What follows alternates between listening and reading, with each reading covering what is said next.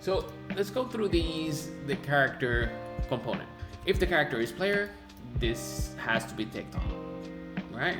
This can be changed at runtime when you have another character, for example, this character, and then it'll switch to this one, and then this will be disabled. But only one can have the is player on. Game time. This can also be changed at runtime, like I spoke previously. The other topic, game time, on-scale time is not governed by the overall game time. So this can be changed at runtime, but you can set it by default if you want something to continue to run and animate while the game is paused, for example. Let's go into the player. So player is controllable. This lets your player move. If I hit play, I'm moving. If I turn it off, I cannot move. So you got your primary motion. This is your input move. You can move by gamepad, left stick or right stick. You got input system. You got your keyboard, mobile, and all that sort of stuff. So this is where you set your movement inputs. Right? Primary motion is the normal WSD one, and I believe primary motion also accounts for gamepads and mobile, which is here in the usage. So you got your primary motion, your secondary motion, or constant. You can also set it directly, WSD, arrow keys, whatever works for you. Oh, also, before we go into this, on directional, you got your motion, right? I got directional motion, but here you also get different ones. So you got follow pointer. So this is more of a click to move, right? See, if I click, you can hold it. I'll just follow my pointer. This is more of a click to move type one. You can also add an indicator on the floor. This is the pulling. Aside from your direction, you got your point and click, and then you got your tank, which is basically separating the movement from the player perspective from the camera movement. Going to motion control, you got your speed of the character. Go into play mode. Most of these can be altered at runtime. And we're talking about speed. So right now we run at this speed. If I put it at 20, and you see that it runs much faster. Right, you got your mass. This is for when rigid bodies are used. You got your height, which will determine your collider, the height of your collider. So if I move this up and down, like if I go this, your character can pass by, things can go over his head and over his torso and whatnot. You got your radius. How big is the character? If you want the character not to be able to pass through small places, then this is what you're gonna do to avoid the character being able to go through spaces or colliding with things, right? Then you got your gravity controls, and you got your terminal velocity. Moving on, we're gonna go into acceleration. Acceleration is this feeling of stopping and moving forward, not abruptly. If I turn it off, then it'll just go forward. That's how abrupt it is to stop. Maybe lower it. It takes a lot more just to start running. You see? So that's what acceleration is for. And then we got your jump controls. Can it jump? You can alter this at runtime. How many air jumps can it do? Let's do 5 air jumps, right? So you're gonna trigger your jumps, and you can trigger them 5 times until you can't trigger them again until they reach the floor and they are they touch the ground and they're grounded and they have that state of grounded, and then they can go up again and do the 5 jumps. You have your force. This is the power of jumping, like how hard it's gonna jump. And then you have your cooldown. When you jump, how much time does it have to pass before you can press that trigger again and you can perform the jump. Dash, same as jumping, same controls, but basically is for the dash function, how many dashes you can do in succession, can you dash in the air, and the cooldown between dashes. Interaction, this is for the interacting function methods. Basically, you have triggers for interaction, and you have instruction for interaction, where you can go like trigger, press mouse key, and interact. And then it's gonna have a radius. that green circle right there. That green circle is the radius of the interaction. You can move that circle around. If I want to move forward, you see that little cube.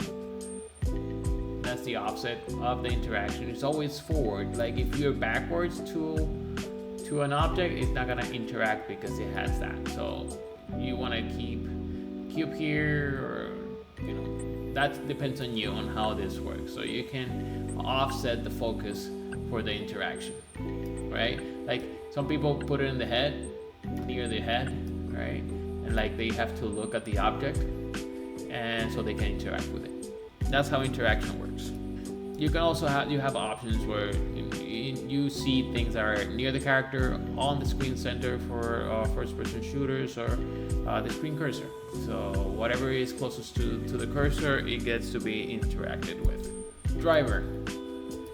You got multiple drivers here. You got rigid body, nav mesh, and character controller. This is the most used character controller, also to do things like jumping and certain kind of physics-based things, but not completely physics-based like rigid bodies, which will require a force to move and to interact with the world. And then you got nav mesh, which allows you to do things within a nav mesh component, which is basically a map that controls where can you move, how can you move, and it's rigid. It doesn't allow you to do anything outside the map.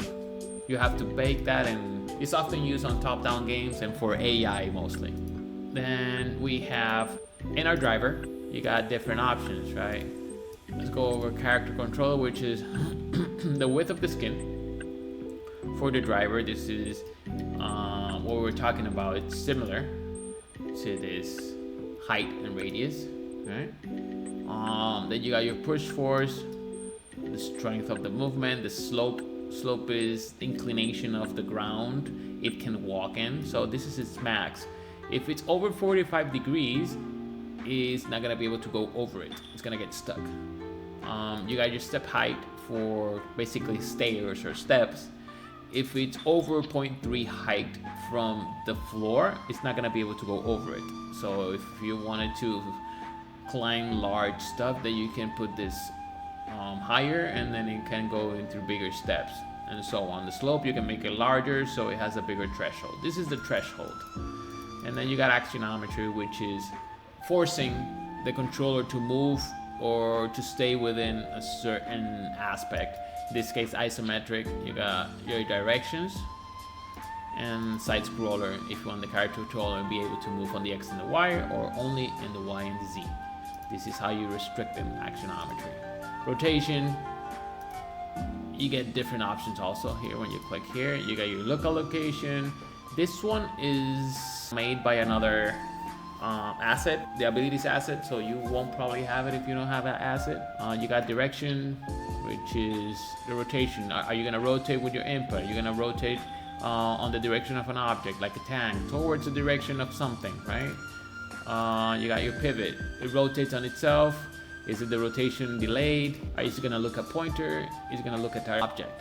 You got different, and each of them got different options, which you can just go over each of them and kind of check what they offer. But they are very self-explanatory. Like if you input direction, what input is it gonna take the rotation from? The camera that is gonna be looking at this, right? The parting point, and then you got axonometry also for it. And some of them, right, they got different options. So just gonna go through them, and you'll be able to manage how your character rotates. There's multiple options. It just takes a little bit of tweaking in how it works.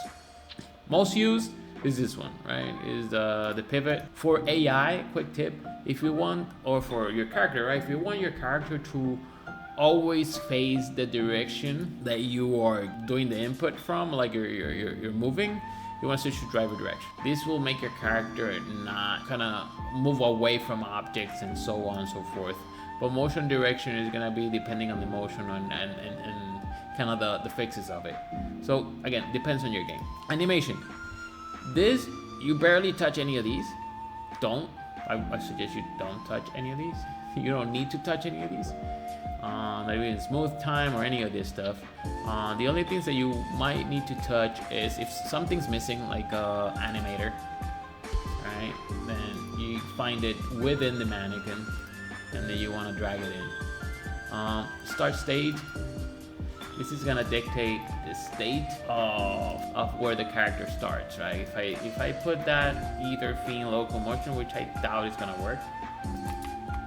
See, it's broken because it has animation from a creature that is not a humanoid. But what it does is it is the start state of this character. These are the animations that are going to be used, and then you got reactions, this is for melee. And here you drop any 3D model. Let's say I got this character right here. I'm gonna drop him in. Boom. Now he's my character, and if he's a humanoid, he'll be animated, and you can play with it. That's how it works. That's as easy. If he's not a humanoid, you want to go into your FBX file, right? The one you imported, and on rig, you want to select humanoid, and you want to hit this apply button, and it's gonna create an avatar. The avatar is gonna be this thing right here. That's the avatar, and that's basically the bone structure or the rig or the skeleton of the character. So again, super easy. Drag and drop your 3D character in there. Must be humanoid, like I showed you. Then you have inverse kinematics. This allow you to have different options for IK. Look at target. Lean with momentum. So if I put this lean with momentum, it's going to lean the spine like the chest forward. So that's what it does. But you got multiple options here. You got align body with the ground. That's if you're going up, then the body's gonna have that. It's gonna be sideways in that elevation. Align feet with the ground. This is for the feet bone. And you also have look at target. This is for the neck bone, right? You got your chest, your neck, and your head, and you wanna you can regulate those, the weight, how it works, how much they bend towards looking at an object. These are the kinematic options that we have. Full step. This is basically marking what is the foot effect, which is on this scriptable, and material sound. You have a texture, you have a layer mask where it works, you can add a ground type and default material. This is the pooling for what is going to be the impact effect, sound options, etc. One thing to note, that each animation needs to have a setting inside the animation, a curve, a mark that tells the system that is a footstep. And it's not made for every animation. It's only made currently out of the box for the game creator animations. Just keep that in mind. If you put a new animation state and it doesn't work, it's because your animation is not set up. Then last, you have your ragdolling. This is where you set up your skeleton. For example, here's a skeleton. You see it pops up all these things. And then if I call the ragdoll, it's gonna ragdoll the character. And this is where you get the animation to recover from face down or recover from face up, depending on how your character fell. All right, so that's it for the character component. If you have any questions, always please leave a comment or just kind of write me on Discord, and I'll do my best to help you out.